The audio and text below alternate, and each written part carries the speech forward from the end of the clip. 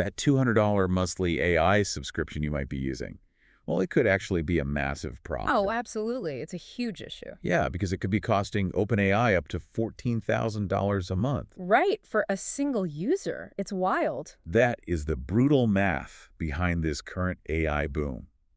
Welcome to the deep dive.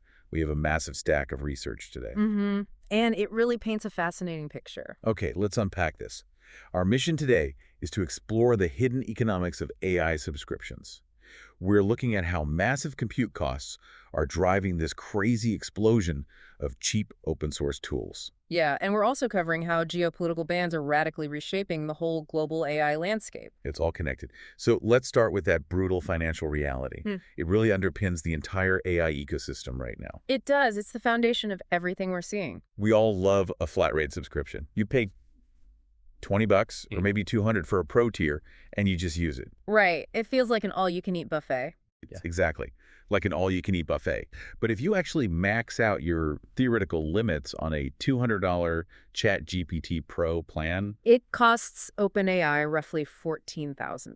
$14,000 in API compute, just to serve one user. Yeah. And API compute is just the server power needed to process AI requests. It's the raw electricity and hardware. And Anthropic's top tier is not much better.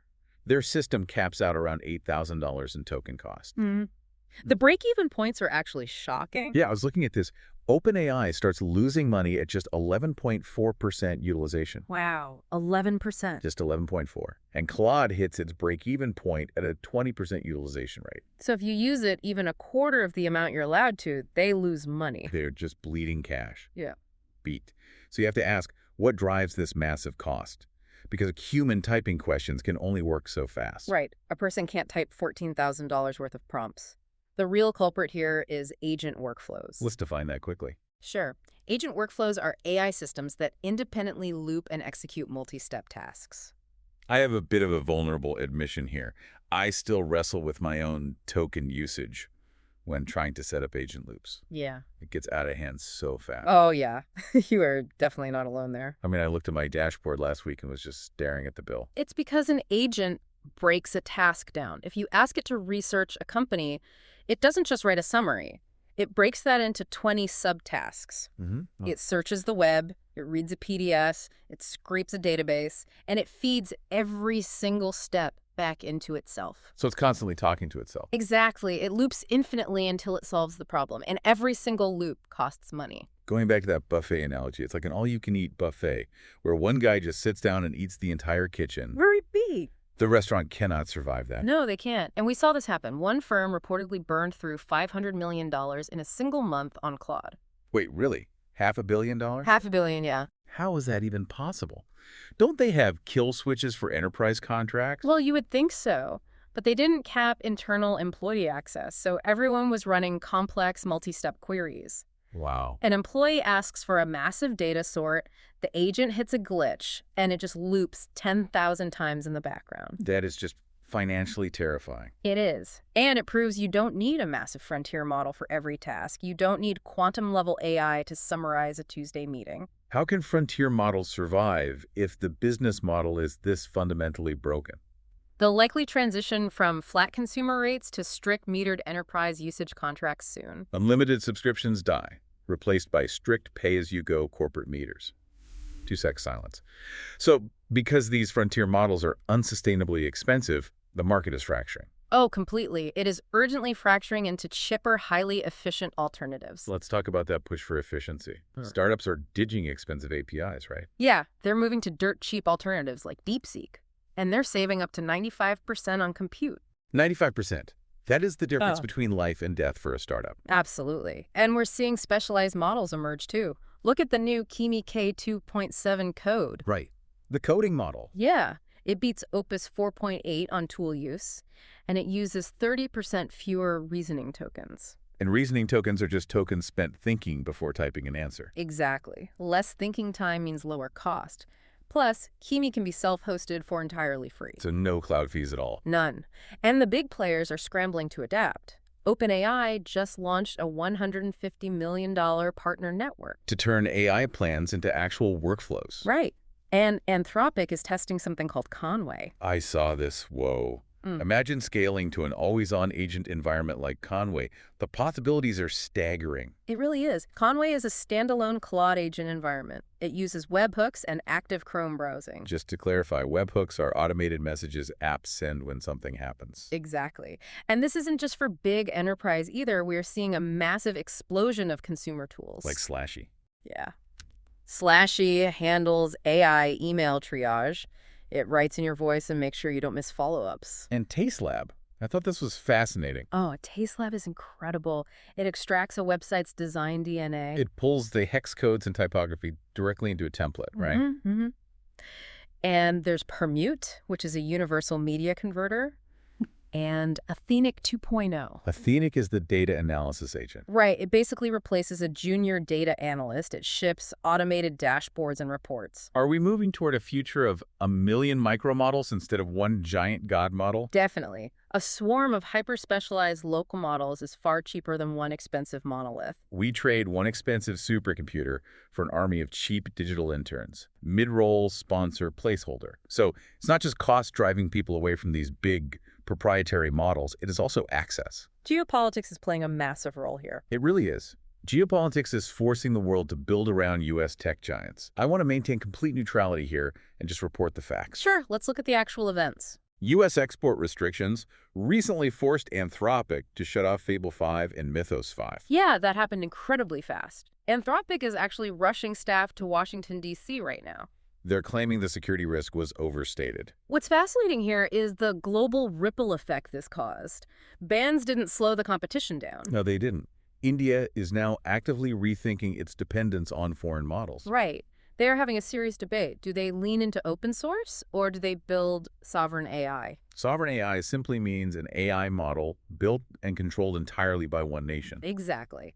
And Europe is taking the sovereign AI route. They are heavily backing Mistral AI. Mistral is raising 3 billion euros at a 20 billion euro valuation. Which is huge. Though, to be fair, OpenAI and Anthropic still lead the global market. For now. But the massive breakthrough came just 2 days after Fable 5 was banned. Yeah, this was wild. China's Zhipu AI stepped in. They released GLM-5.2, and they released it as a fully open source model under a permissive MIT license. That is the key detail. An MIT license means there are 0 regional restrictions. Anyone can use it. And GLM-5.2 absolutely dominated the benchmarks. It hit #1 on Bridgebench. Right. It scored 100.0 on BS and a 42.8 on reasoning. So it actually beat the banned Fable 5 model. It did. And it runs at 300 tokens per second. That is incredibly fast. And it does that at 1/10 the cost of the big proprietary models. Plus, it has a 1 million token context window. A context window is an AI's short-term memory limit during one conversation. Right, so you can dump an entire massive code base into it at once. We saw real-world tests immediately. The platform Z.AI rolled it out instantly. Yeah, developers got their hands on it right away. And it coded a 925-line SVG clock. From scratch. It's pure math and visual logic. It also built a functional 3D penalty kick game and a mini spreadsheet. All running flawlessly. If export bans immediately result in highly capable open source clones, do these restrictions actually work? Honestly, they seem to act as a catalyst that just supercharges global open source competition instead. Export blocks failed to contain tech and only force competitors to innovate faster. 2-sec silence. So while superpowers fight over these massive models, AI is quietly rewriting our daily realities. It's happening on a deeply personal level now. It really is. It's both taking jobs and managing our personal lives. The job data is pretty grim right now. AI layoffs are rising. Nearly 120,000 tech workers have lost jobs this year. Wow, that's a massive shift. But there is a very surprising statistic here. Almost 75% of unemployed Americans never apply for unemployment benefits. That is so high. People just quietly absorb the loss. Yeah. And this brings us to what we're calling the personal assistant paradox. Right, because while AI is displacing tech jobs, people are leaning on AI to manage their daily friction. Exactly. For example, there are these 15 ChatGPT prompts going viral right now. Oh, I saw these. People use them to dissect their paychecks. They use the AI to find highly specific ways to squeeze savings out of their budget. It's crazy. The same tech disrupting the job market is what people use to survive the disruption. Right. So what does this all mean? We are seeing the tension of macro-level job losses mixed with micro-level convenience. Yeah. And there's a lighter side to this convenience, too. It's not all just budgeting and layoffs. True. ChatGPT now has a dedicated World Cup 2026 page.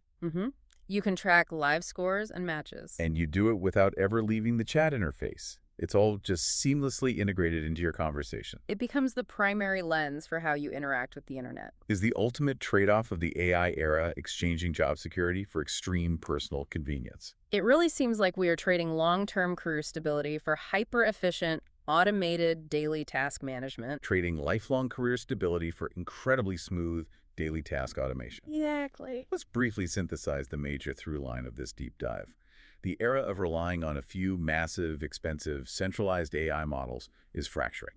It is absolutely breaking apart. Between the massive token burn rates we discussed, the $14,000 underlying cost per user, and geopolitical export bans. Right. The global developer ecosystem is just actively routing around all of those roadblocks. We are entering an era of incredibly cheap, hyper-capable open-source agents that basically live everywhere. It's a completely decentralized future. I want to leave you with a final, lingering question to ponder. If government roadblocks only motivate the global community to build smarter, faster, and completely open-source models with zero regional restrictions, are we rapidly approaching a point where AI regulation is no longer a legal question, but a technical impossibility? 2 Silence. Thank you for joining the deep dive today. Keep questioning the information around you. Out to your own music.